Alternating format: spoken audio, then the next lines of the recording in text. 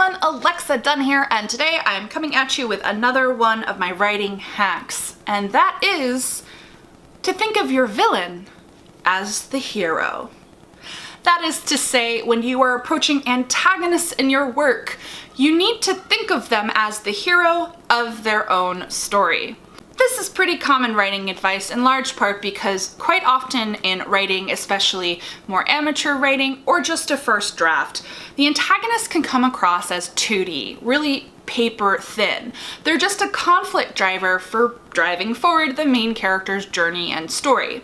And I'm gonna let you off the hook. It's pretty normal, especially in a first draft, for this to be a bit thinner because you're writing from the point of view of your main character. You've probably worked on your main character the most, you feel the closest to them, and of course you care and you want your reader to care and you want them to move through the story and grow and succeed. The thing is, a flat antagonist, an antagonist of any kind, it doesn't just have to be the literal villain of the story, so the big bad in your story, but any character who acts as a conflict driver for your main character and your main story. If they're all shallow and two-dimensional and there's no kind of internal logic or layers to what they are doing, it's gonna come across as melodramatic and it's not gonna track emotionally for the reader. They need to be able to answer the question, well, why is this person doing this?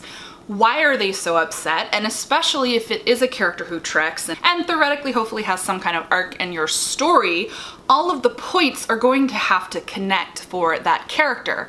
Otherwise, they're a Bond villain who does a dramatic evil monologue at the end of your book. I have one of those in all of my first drafts.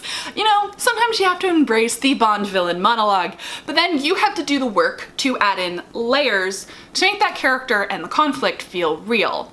And the way to do this is to make the antagonist a fully layered, interesting character with a backstory, with motivation, agendas, goals, and honestly, who is a bit sympathetic. This doesn't mean you have to give every single antagonist a really deep reason for doing things, or even that you have to give them all vulnerabilities, though vulnerabilities make people more three-dimensional and real, and I do recommend it. But don't be me and consistently end up really liking your antagonist because you gave them so many layers and then they can't be the bad guy anymore and you have to invent a new one. That has happened to me more than once, though that does make your book a bit more fun with more twists. But it's a matter of thinking of who is this person, where have they come from, what do they want, and how does that guide what they're doing in any individual scene, and specifically in response to your main character.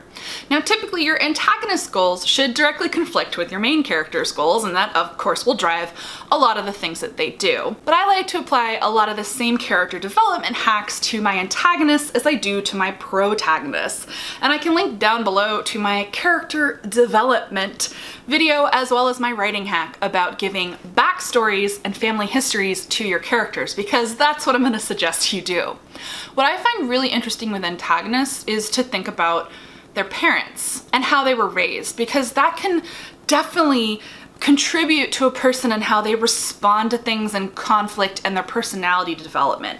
And if I have a reason in my mind for why someone is doing it when I'm writing a thing, it's far more likely that the subtleties of those reasons will make it onto the page. And if they don't, I have to fix it in editing. But that is essentially the writing hack, to really sit down and think about who your antagonist is. So you don't just want to have like the mean girl at school who's mean. Well, why does she say the things that she says? Is something going on with her? And then not just the reasoning, but specific to, say, a mean girl character. How can you deconstruct that trope and break it down or change things so it's not just girls hating girls? Or with the Bond villain, what can you do to your antagonist so that they don't seem as ha ha ha, evil, laugh, melodramatic?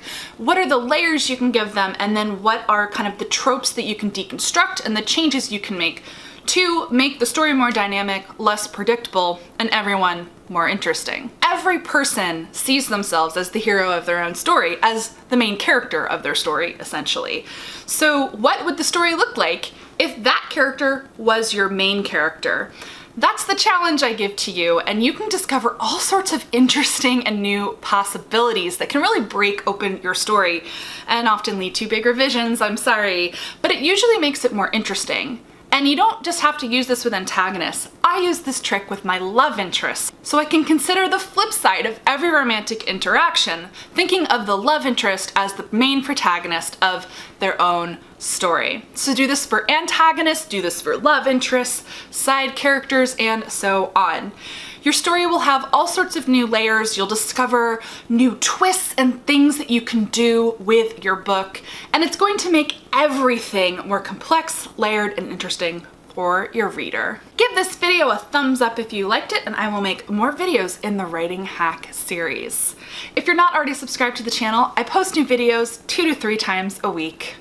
Thank you so much for watching, and as always, guys, happy writing!